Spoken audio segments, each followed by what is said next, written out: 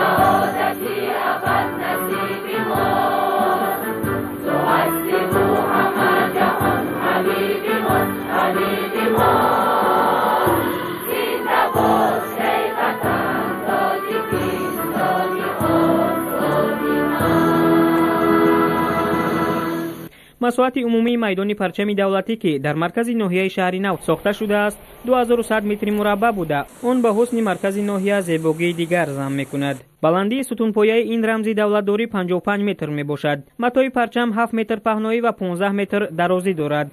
میدان پرچم دولتی سفالک‌پوش کرده شده با گل و بوته‌های آرایشی زیب و زینت یافته است. در این میدان همچنین یک فواره ساخته شده است. به خاطر تامین استراحت و فراغت ساکنان و مهمانان در میدان پرچم دولتی ناحیه شهر نو نشستگاه‌های زمانوی و چراغ‌پایه‌های گوناگون حجم و گوناگون شکل نصب گردیده است. در این میدان نو بنیاد برای برگزار نمودن چاره‌بینی‌های فرهنگی و فراغتی شرایط فراهم بوده، آن برای سیر و گشت و تماشای ساکنان مکان مناسب میباشد. ضمن شناسایی پیشوای ملت محترم امامعلی رحمان بنیاد میدان پرچم دولتی را در ناحیه شهر نو در سمت بلند برداشتن حس وطن‌دوستی و خودآگاهی جوانان و نورسان و گرامی داشتن ارزش‌های ملی و دولتی مهم ارزیابی نمودند.